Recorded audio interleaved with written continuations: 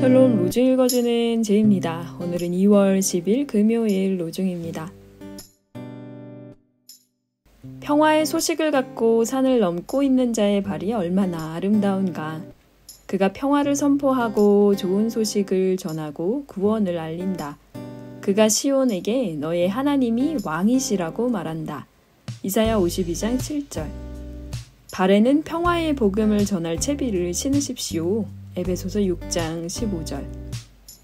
평화의 소식을 전하는 하루 되세요. 샬롬 하울람. 남북한이 분단된 지 벌써 70년이 훌쩍 지났습니다. 우리는 왜 나뉘어 살아야 되는 걸까? 왜 서로 적대하며 살아야 되는 걸까? 누가 대통령이 되느냐에 따라, 누가 정치 권력을 잡느냐에 따라 왜 이렇게 왔다 갔다 해야 되는 걸까? 우리는 그냥 늘 여기서 사니까 별 큰 감각이 없을지 모르는데 외국에서 보면 한국은 아직 전쟁 중인 나라입니다. 한 번은 식구들하고 유럽에 있는 한 나라에 여행을 갔는데 이제 딱 봐도 관광객이잖아요. 그러니까 어디서 왔냐고 그 나라 사람들이 물어보는 거예요. 한국에서 왔다니까 몇 개의 나라를 갔는데 거의 다 똑같이 이렇게 물어봅니다. 북쪽이냐 남쪽이냐. 왜 우리는 이렇게 살아야 되는 걸까요? 1945년도에 이 나라가 반토막이 나면서부터 하나됨의 운동은 시작됐습니다. 우리 결의의 문제는 우리 스스로 해결해야 된다. 소련, 미국 아니고 일본 아니고 우리 민족이 스스로 결정해야 된다라고 하는 목소리들이 있었어요. 그래서 그분들이 좌우, 그러니까 남과 북이 만나서 서로 조율하고 이러면서 하나로 이 나라를 하나로 이루어 가야 된다라고 생각하셨던 분들이 있습니다. 근데 참으로 슬프게도 우리 역사 속에서 그분들은 대부분 많이 핍박당하거나 돌아가셨어요. 그러니까 죽임당한 거죠. 그래서 결국 분단이 고착화됐고 그 분단의 참 슬픈 결과물이 1950년부터 3년간 이어진 6.25 전쟁입니다. 우리가 서로 미워서 싸운 걸까요? 결코 그렇지 않습니다. 우리 민족이 싸운 거는 굉장히 큰 외부적 요인들이 있었다고 봐야 하겠죠. 전쟁 이후에 나라를 수습하는 과정에서 또 통일해야 된다라는 목소리가 있었습니다. 근데 참으로 슬프게 북한은 잘 모르겠고요. 남한의 경우에는 기나긴 독재의 시간을 지나야만 했습니다. 그 상황이 바뀐 거예요. 이 통일을 부르짖던 사람들의 역사적 삶의 현실이 당장 폭압적인 독재 정권, 이걸 어떻게 해결해야 되냐, 이 문제에 봉착하게 된 겁니다. 대학생들이 일어나고 청년들이 일어나고 지식인들이 일어나서 폭력적인 정부와 맞서 싸웠어요. 그러다 보니까 선민주 후통일이라고 하는 노선을 취할 수밖에 없게 됩니다. 그 결과 소위 87년 체제 이후에 우리나라는 좀 어느 정도 체제적으로는 민주주의 국가의 모습을 갖추게 됐죠. 그래서 민주화를 이뤘고 우리가 잘 알다시피 2016, 2017 그 위대한 촛불 혁명을 우리 사회가 이루어냈습니다. 근데 참 슬픈 건 그러는 동안 통일이라고 하는 이슈는 저 멀리 떨어져 버리게 된 거예요. 선민주, 선민주화, 후통일, 이게 우리 선배들이 취했던 노선입니다. 그들을 탓하려는 게 아닙니다. 역사는 반성해야 하고 그래서 우리에게서 통일이 멀어졌구나 라는 걸 성찰해 보자는 거예요. 그럼 민주화하지 말았어야 되냐 이렇게 싸우자는 이야기가 아닙니다.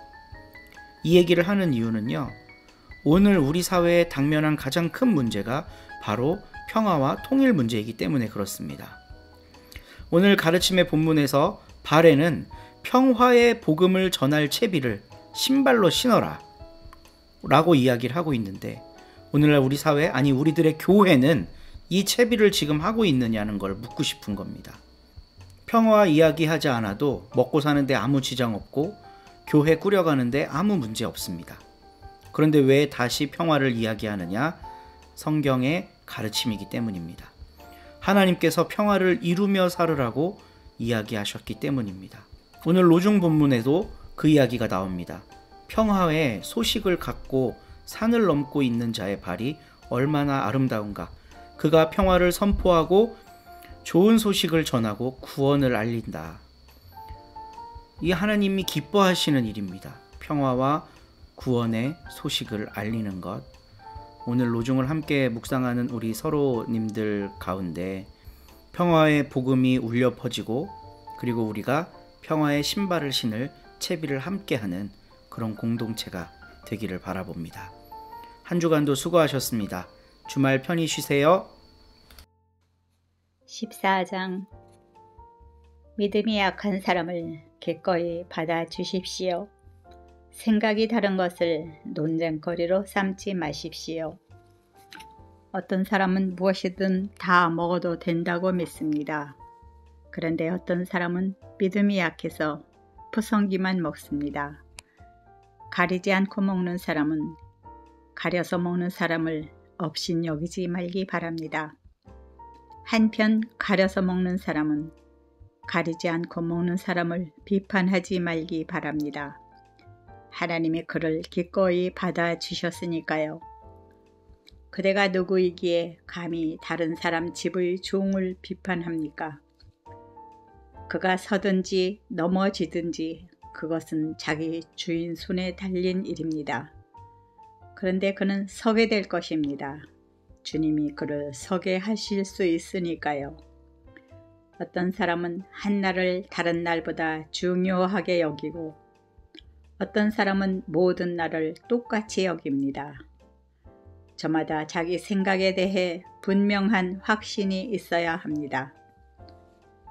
어떤 날을 특별하게 생각하는 사람은 주님을 위해 그렇게 생각합니다. 가리지 않고 먹는 사람도 주님을 위해 먹습니다. 그가 그렇게 하면서 하나님께 감사드리니까요. 가려 먹는 사람도 주님을 위해 가려 먹고 하나님께 감사드립니다. 우리 가운데 아무도 자기를 위해 살지 않고 아무도 자기를 위해 죽지 않습니다. 우리가 살아도 주님을 위해 사는 것이고 죽어도 주님을 위해 죽는 것이니까요. 그러니까 살든지 죽든지 우리는 주님의 것입니다.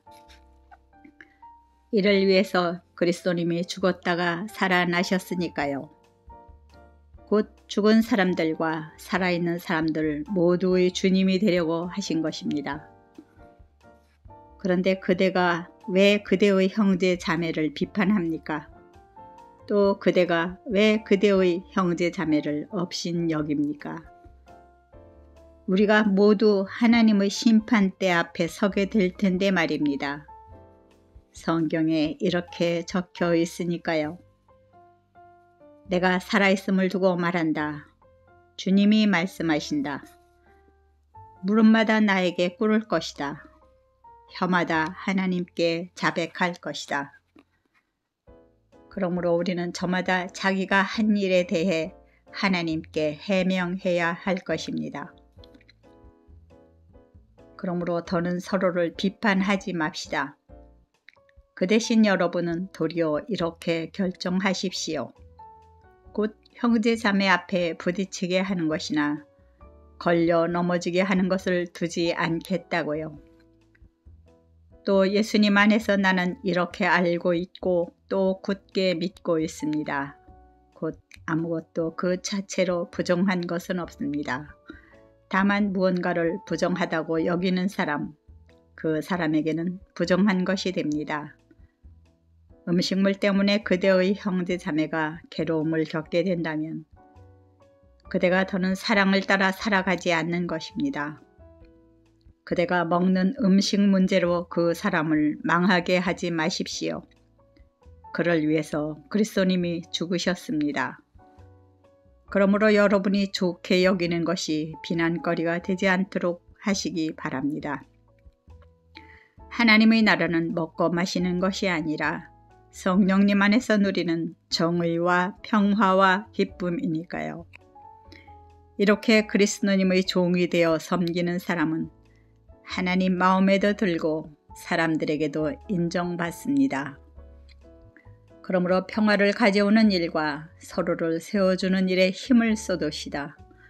음식물 문제로 하나님의 일을 망치지 마십시오. 모든 음식이 깨끗합니다. 그렇지만 다른 사람을 걸려 넘어지게 하며 먹는 그 사람에게는 나쁜 것이 됩니다. 고기를 먹지 않고 포도주도 마시지 않는 것이 좋습니다.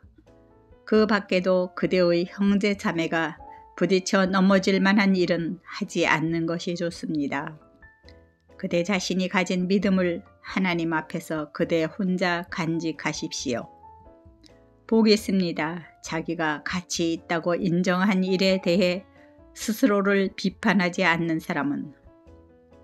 그러나 의심을 품은 채로 먹는다면 그는 이미 죄에 있다고 판가름을 받은 것입니다. 믿음의 기초에서 한 것이 아니기 때문입니다. 믿음의 기초에서 하지 않는 것은 다 죄입니다. 아멘.